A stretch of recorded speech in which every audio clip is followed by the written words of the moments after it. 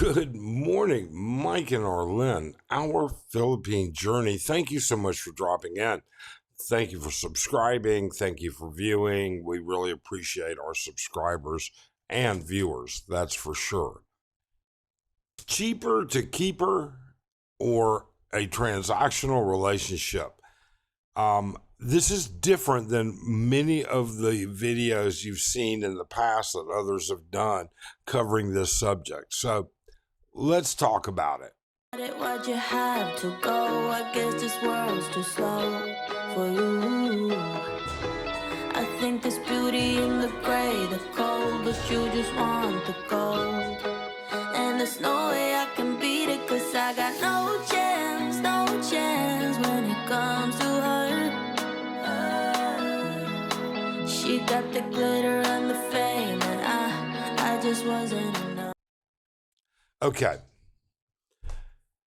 You know what? We're going to skip some things, and here's why. We're going to skip. Is it financially cheaper one way or the other? I don't think that matters. You see, what really matters is that you look in the mirror and you decide what kind of life do you want to live? Do you want the obligations and the lifestyle of somebody with a girlfriend, partner, live-in, whatever? Or do you want that carefree lifestyle? That lifestyle that allows you to do what you want, when you want, how you want, with no respect or regard to what somebody else wants at that point in time. And I say this because it's important. It's important because we see it. We have friends that completely live on the transactional side, all right, of relationships, if you want to call them that. And we have friends that are integrated into a Filipino wife or partner or girlfriend, all right, long term. And when we look at that, it becomes apparent that some type of lifestyles fit other people. So don't let the financial aspect, let's just say for a minute, you've watched this video, and having a Filipino girlfriend means somebody that'll cook for you, that will clean for you, that will do your laundry, that will do this. I mean, it's like indentured servitude pretty much. Is she cheaper than a different girl every 3 days? And you go out and sole source that. Well, I got to be honest. I sat down and I talked to one of my best friends, if not my best friend, Eddie Wow. And Eddie, if you're watching this, no disrespect, my friend, we love you. Eddie is a firm believer of having his own life. He is in his late 60s. He is healthy. He is vibrant. He can afford either type of situation without a doubt. I can too, but it's bad for me to try and tell you what Eddie, what I would do. I'd rather tell you what Eddie does. So Eddie has a cook. She comes in once, twice a week with benefits. Okay. Eddie exercises when he wants, where he wants, how he wants. And Eddie, when I say Eddie exercises, he's gone for 2, sometimes 3 hours at a time. All right. Eddie is out walking, jogging, running, 5 to 7 miles a day, 4 to 6 days a week. If he wants to, he's getting ready to leave next week for Thailand. He'll be in Thailand for a couple of weeks.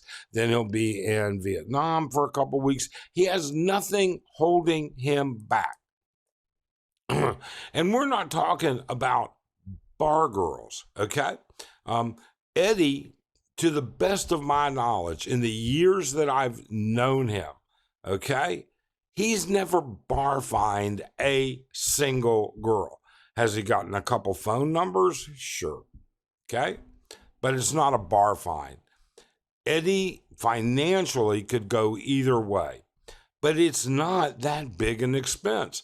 I can tell you right now, I mean, Eddie owns his own condo. He has property back in the U.S. He has a business back in the U.S., actually, that his daughter runs for him. Okay? With that being said, his life is what he wants it to be. He's not looking at the financial aspect. If you have to look at what financially is going to, can I afford to do versus what is it that's going to make me happy, you may not be ready to transition to the Philippines. And I'll get a lot of hate mail on this. I really will. Because there are a ton of people, including myself, that are in full-time monogamous relationships. All right? Arlene and I just went out to dinner last night with friends, including Eddie, all right, for our wedding anniversary. We went out, we had the lobster buffet over at Midori, all-you-can-eat lobster buffet. We had a great time. And we had another couple with us that have been in a long-term, long-time relationship. And we had a single guy with us, Eddie, my buddy. So, what you've got to look in the mirror at yourself. You've got to man up and decide, what is it I want? What's going to work better for me? Am I the kind of guy that can be monogamous? Am I the kind of guy that I'm going to support a woman because I don't want her to work? I want her to spend her time with me. I don't want her to have to deal with it. I don't want her to watch her work for $10 a day or $9 a day. I want this. I want that. And at that point, you should decide, can I skip all that? If you're in a transactional relationship, you know something? The beauty of a transactional relationship is not that they come over and they take care of whatever the transaction is. The beauty of it is they leave. The beauty of it is your life is no longer impacted. You're not supporting her mother, her father, her sister, her brother. They're not living with you, all right? They're cousins, they're nieces. They don't live with you, all right? You don't send rice money and extra money to the province for them. That is not your concern when you're in a transactional relationship. Now, the argument is always going to be made, all right? And we'll be able to tell how many people have even watched this video this far, because all relationships are transactional to a certain degree. Of course they are. Everything in life that you do is transactional to a certain degree. I don't care what it is. You can, everything is. I mean, even raising children is transactional. You raise them, you get their love, their admiration, but you put them in school, you feed them. That's all transactional. And as heartless as it may sound, it is a reality. So throw this transactional piece away. Is it cheaper transactionally to have somebody live with you? It could be, but it could not be. There's all kinds of, we see all of these men jumping to get into relationships. I'm going to come find a traditional Filipino woman. Well, if you're going to find a traditional Filipino woman, that traditional Filipino woman has been integrated into and come from a traditional Filipino family. And you better be prepared for part of that. And there's nothing wrong with it. I mean, I am not saying that there's something wrong with it. I'm married to a traditional Filipino woman, all right? Smart, educated, traveled, yes. But at the same time, she has deep roots into her family, okay? And with that being said, there are things that come with that. But if you have a purely transactional relationship, like Eddie just picks up the phone, texts somebody. Actually, he doesn't really even honestly text them. You know, what's funny is once you get on Facebook Messenger, according to Eddie and according to one of our other single friends, once you get on Facebook Messenger and you have a half a dozen Filipina female friends on Facebook, Eddie gets friend requests 2 and 3 a day, and these are don't mistake it. You know, let's be honest here. All right, these are women that would be happy to fall in love with a guy, but their primary objective at this point in time is a transactional encounter. No ifs, ands, or buts about it. For the vast majority, I'm sure some are innocently contacting him, but let's face it, that's not what it is. Now, you, though, this is about you, all right? We try and tell people that are coming to the Philippines, that are in the Philippines even, that are, you know, coming out of relationships, before you jump back into another relationship, take a look at yourself. What is it your life is going to be best suited for? That's what's really important. Personally, I think a lot of men are more suited for transactional relationships than anything. I really and truly do. It's not uncommon. It's not something new. It's simply what it is. In fact, it exists in America. It exists in the UK. It exists in Australia, although it's different in those countries. Okay? The magic cup. The image you see behind me is one that I developed in AI.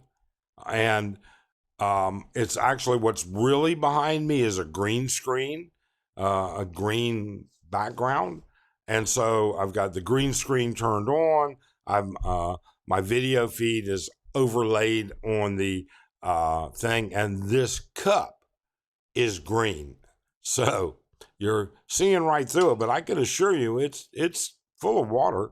So anyways, again, we take a look at all of these things, and we have to ask ourselves, before you do and commit to anything, because once you get into a relationship, you start committing to things, even without knowing that you're committing to them sometimes. It's just the way it is. But before you do that, look at yourself and be ruthless, be realistic, be honest, and say, this is the type of person I am. And this is what I'm going to do, because this is common throughout Southeast Asia. It's not just the Philippines. It's the same way in Thailand, Cambodia, Vietnam, Laos.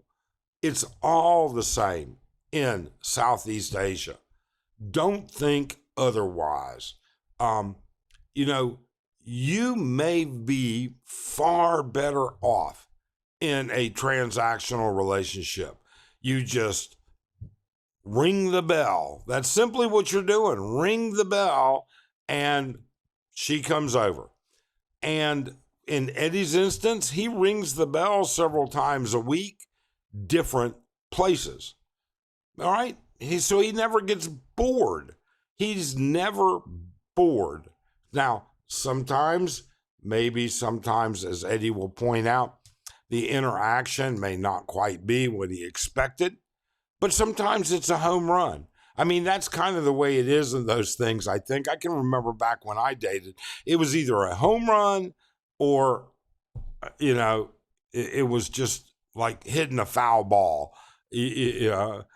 Baseball season's in, so kind of a little metaphor there. But you do understand that those things are the way they are. If you're going to come to the Philippines and you're already into an LDR, well, there's not much hope I can give you. But if you're not totally happy, then I would turn that into a purely transactional relationship. And if you're coming, you can find these transactional relationships anywhere. Maybe not quite so easy in the provinces, some of the real provinces. I don't consider Dumaguete a province, okay? But in the real provinces, because word gets out very quickly. Like, everybody knows when we go out, everybody knows. Eddie is one of the group of people that we go to dinner with pretty much every week. And then on occasion, we run to the bars and have a couple of drinks. And every girl in those bars knows, because we've been here years and so is he, he's what they call a butterfly. He flies from girl to girl, okay? In America, we'd have a different term. We'd call him a man whore. That's no big deal. There's no disrespect there. It's not a negative thing. I actually admire Eddie quite a bit. He's living life exactly the way he wants, and he has the opportunity to change it if he wants. He has that ability. Some of you may not, okay? And for that, I've got no answers. I've got no advice. You're one or the other. But don't get hooked into a relationship because you need a maid or you need a cook or you need someone to do your laundry. All of that can be had cheaply, very cheaply. Eddie has all of that with benefits, okay? So do a couple of other friends. But the point with all of it is it cheaper to keep her?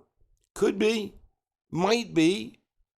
But are you going to let money be the determining factor of your happiness? Now, granted, money means a lot. It doesn't buy you happiness. No, but it can rent the hell out of it. That's for sure. So are you going to let money be the predominant factor of the direction you're going to take the rest of your life?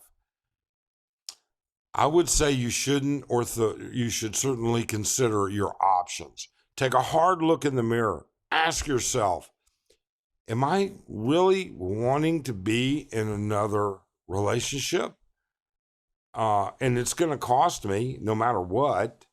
It may not cost me as much as a purely transactional relationship, but then again, I don't get the same amount of freedom. I don't get the same ability to go and do and everything else. I don't get any guilt trips either. I don't deal with tampo. I don't deal with anything other than come on over, have a good time, go home. Nice to see you. I'll give you a call sometime. You have to consider those things. You have to take them into consideration. So give me your thoughts. And I know that there will be some very different thoughts here, okay? Don't be afraid. Go ahead. Be respectful. But give me your thoughts on this. Otherwise, we wish you the very best. Please do be safe and have a great day.